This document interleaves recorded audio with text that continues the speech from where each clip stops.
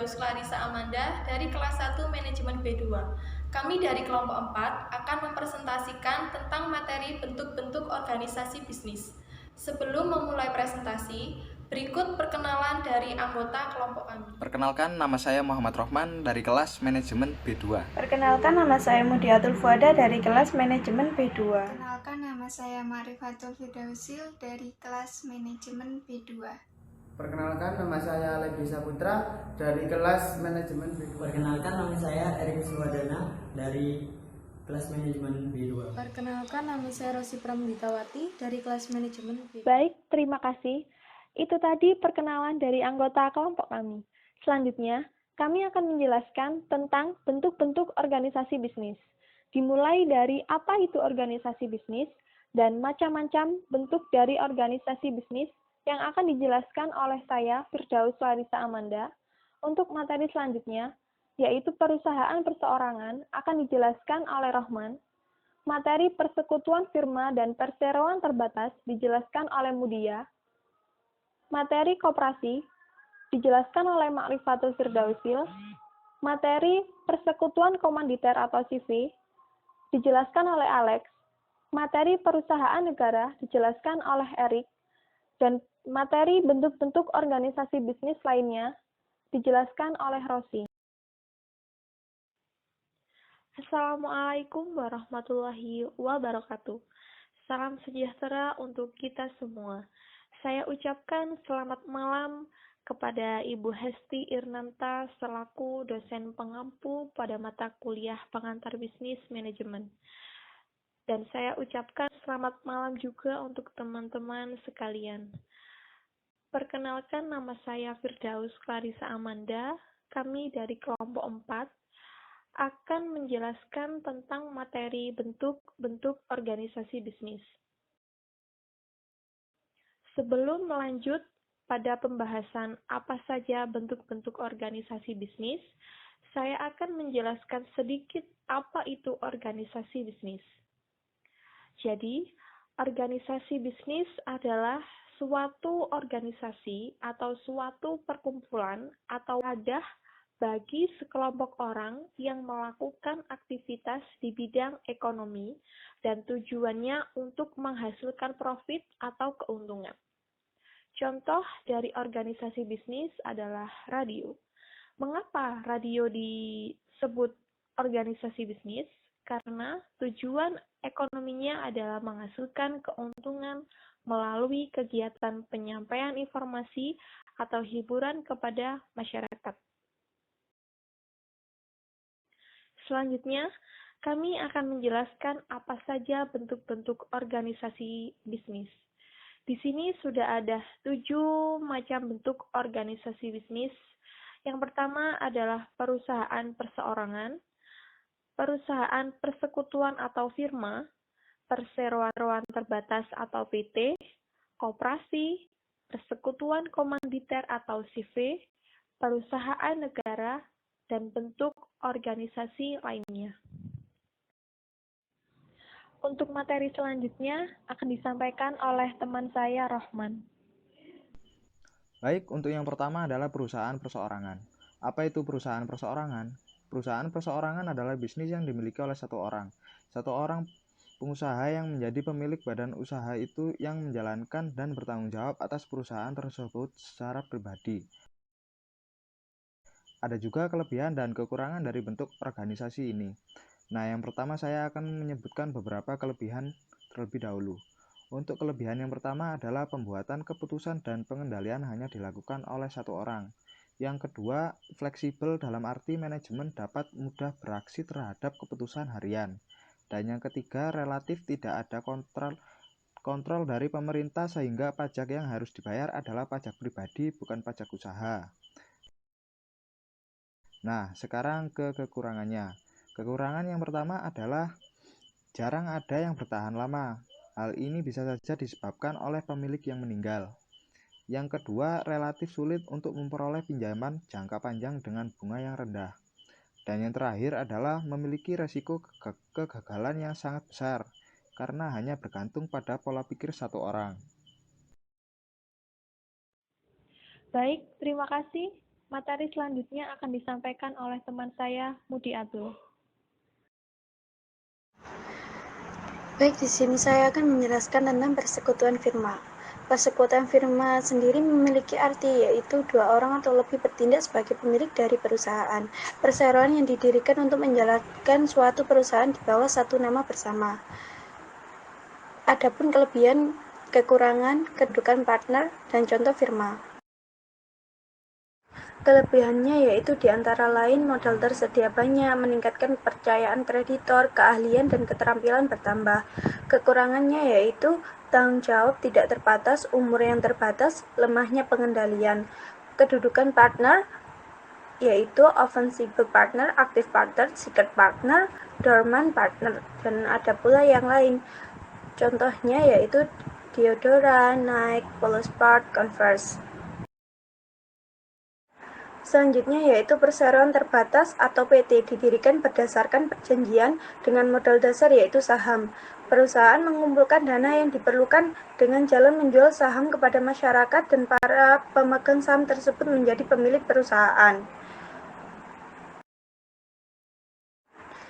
Di sini juga ada kelebihan, kekurangan, dan garis kekuasaan. Contoh kelebihannya sendiri adalah adanya tanggung jawab atas utang yang terbatas, adanya kemungkinan untuk menjual balikan saham yang dimilikinya, umumnya memiliki jangka waktu operasi yang tidak terbatas.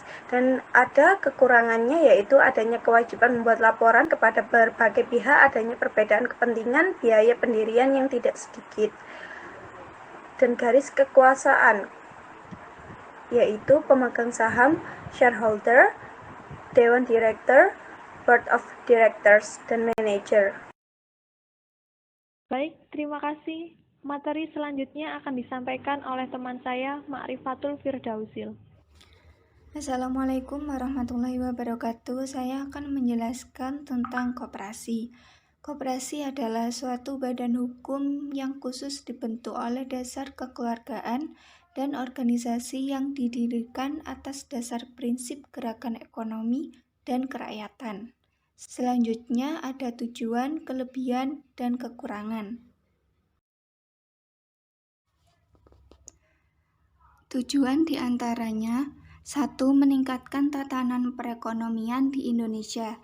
2. Membantu memperbaiki taraf hidup maupun ekonomi para anggotanya serta masyarakat sekitar. Kelebihan 1. Mengutamakan kepentingan anggota. 2. Dasar sukarela dan terbuka. 3. Badan usaha yang sesuai dengan sikap bangsa Indonesia. Kekurangan 1. Memiliki daya saing yang lemah. 2. Terbatasnya modal dan sulit untuk mendapatkan modal. 3. Rendahnya kesadaran berkoperasi pada anggota. Baik, terima kasih. Materi selanjutnya akan disampaikan oleh teman saya, Alex. Assalamualaikum warahmatullahi wabarakatuh. Oke, saya akan melanjutkan keterangan yang telah diterangkan oleh rekan saya. Saya akan menerangkan tentang perseroan komanditer atau CV. CV merupakan salah satu persekutuan maupun organisasi yang di dalamnya terdiri dari sejumlah orang. Mereka semua sudah menyerahkan sejumlah dana dengan tidak harus sama jumlahnya dengan anggota yang lain.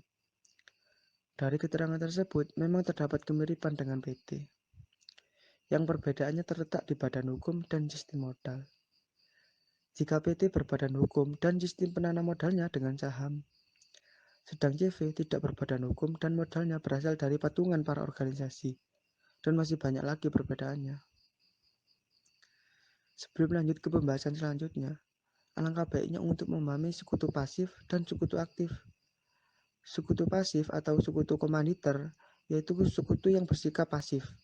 Ia hanya menyerahkan sejumlah modal, baik berupa barang maupun jasa, tanpa turut aktif dalam pengelolaan.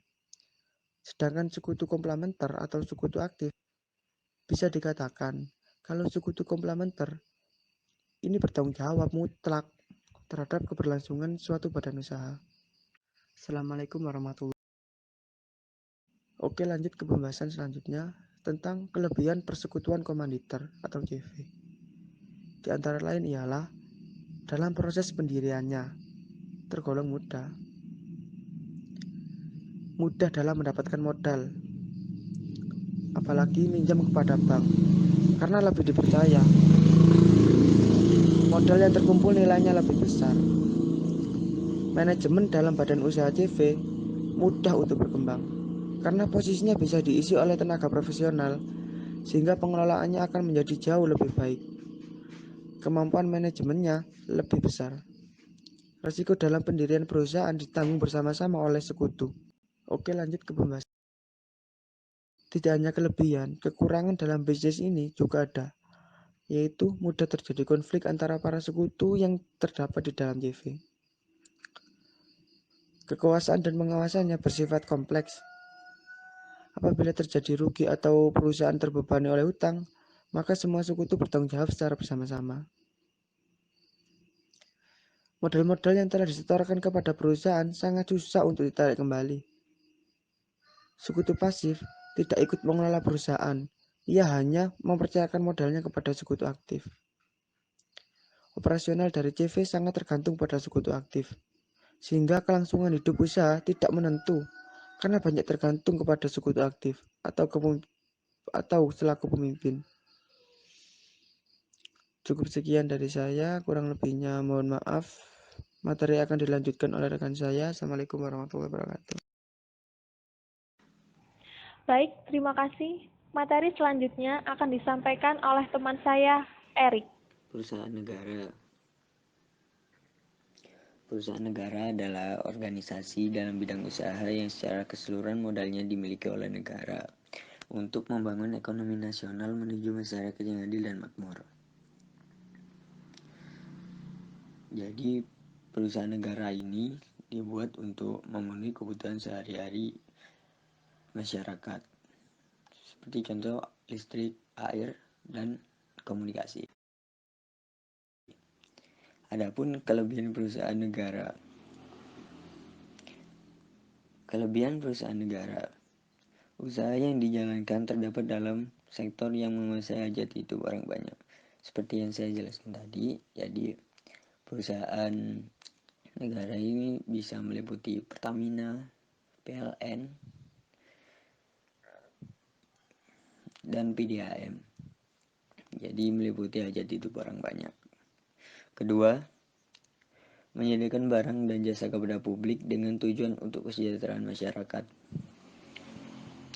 Jadi perusahaan negara ini dapat menyediakan barang-barang yang dibutuhkan oleh publik yang tidak bisa dilakukan oleh pihak swasta.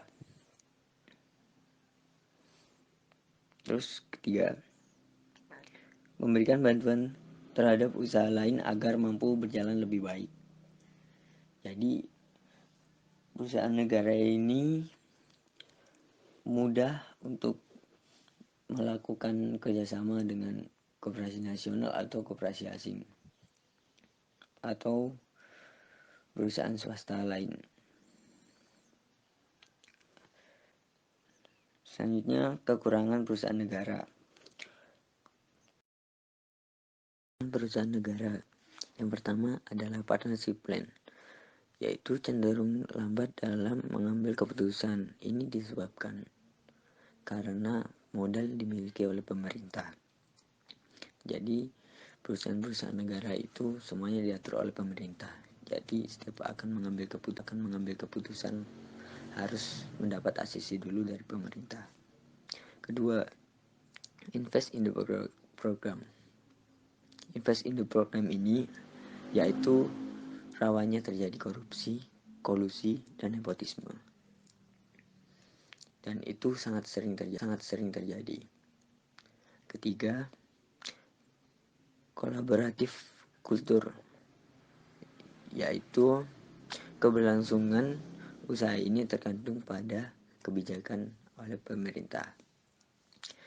Jadi jika pemerintah sangat memonopoli usaha-usaha ini, maka akan mengakibatkan matinya usaha-usaha tersebut. Baik, terima kasih. Materi selanjutnya akan disampaikan oleh teman saya, Rosi.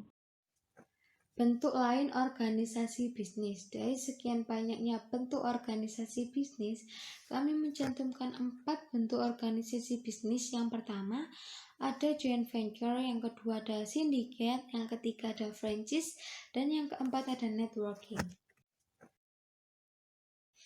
Nah, di sini yang pertama ada joint venture, yaitu suatu persetujuan bentuk persekutuan perseroan yang dibentuk oleh 2 atau lebih menggabung perseroan yang memiliki keahlian berbeda untuk dapat dikontribusikan demi keberhasilan suatu proyek tertentu.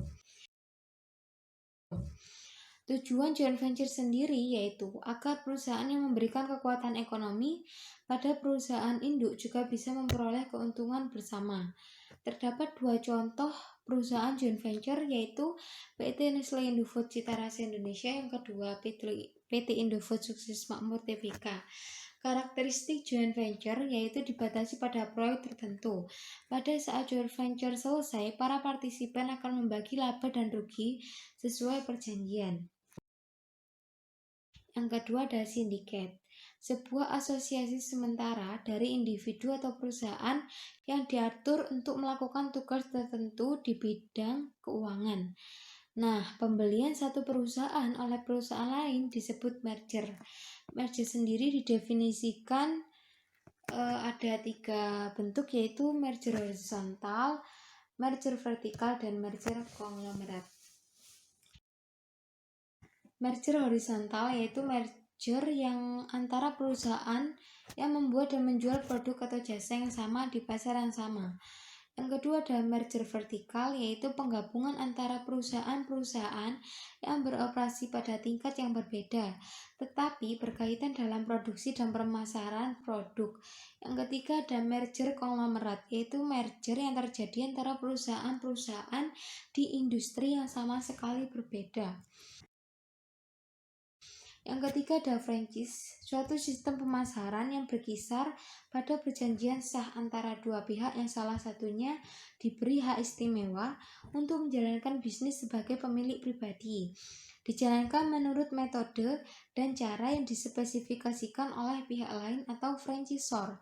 Di sini terdapat 3 contoh perusahaan franchise, yaitu franchise MCD di Indonesia, yang kedua ada Miniso di Indonesia, yang ketiga ada franchise Alfamart. Dan yang keempat ada networking atau pemasaran berjenjang.